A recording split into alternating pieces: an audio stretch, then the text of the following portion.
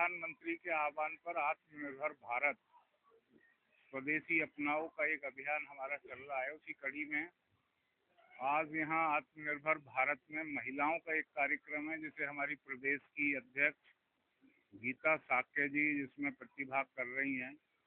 और इस कार्यक्रम की रूपरेखा हमारी जिलाध्यक्ष रजनी तोमर जी ने बनाई है। इसका मकसद है कि हमारा मुल्क हजारों साल गुलाम रहा और जो हमारी संस्कृति थी, हमारे समाज में जो महिलाओं की स्थिति थी, वह धीरे धीरे दबती हुई चली गई। लेकिन हमारा मानना है कि अगर हम विकसित भारत का सपना देख रहे हैं और आत्मनिर्भर स्वदेशी भारत की तरफ बढ़ रहे हैं, तो उसमें महिलाओं का योगदान भी बराबर का होना चाहिए। हमारे पास अनेकों ऐसे उदाहरण हैं जो हमारे इतिहास के पन्नों में कहीं गुम हो गए। प्राचीन काल में अगर हम वैदिक काल की बात करें तो बहुत विदुषी महिलाएं, जिन्होंने बड़े बड़े ऋषि मुनियों को शास्त्रार्थ में हराया था। तो बौद्धिक रूप से इतना हमारे देश का स्तर सक्षम था। शिक्षा के क्षेत्र में हम आत्मनिर्भर थे। नालंदा तक्षशिला जैसे विश्वविद्यालय जहाँ दुनिया के छात्र शोध करने के लिए आते थे।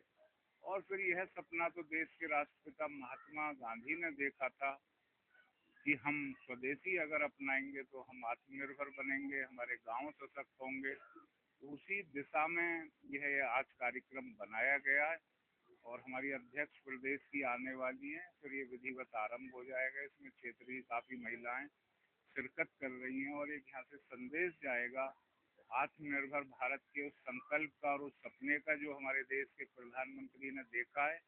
और हमारा पूरा प्रयास होगा कि हम स्वदेशी अपनाने के लिए लोगों को प्रेरित करें।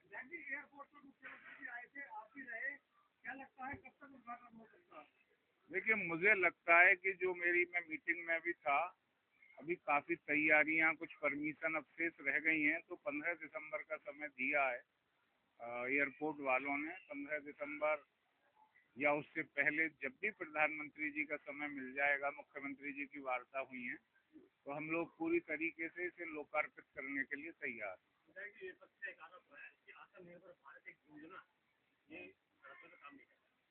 ये विपक्ष का आरोप है। देखिए, उनके पास कुछ और तो है नहीं विपक्ष के पास।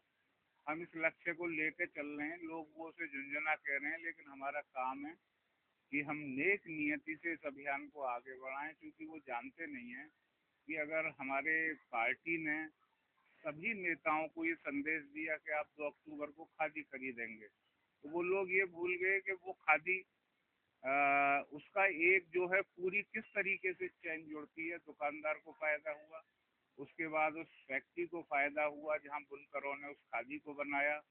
फिर अगर हम गांव की तरफ जाते हैं, जहाँ कपास पैदा हुई, खेतीहर मजदूर ने उसे तोड़ा, धागे बनाए गए, तो इस चैन से कितने लोग जुड़े हुए हैं। यही आत्मनिर्भर भारत है और यही स्वदेशी है। विपक्ष के पास क्योंकि और कुछ है नहीं, तो वो अनर्गल आरोप तो लगाएंगे। लेकिन आज हम विकसित भारत और आत्मनिर्भर भारत की ओर बढ़ रहे हैं और हमारा संकल्प है कि हम अपने देश के प्रधानमंत्री के सपने को घर घर ले जाएंगे और लोगों को बताएंगे।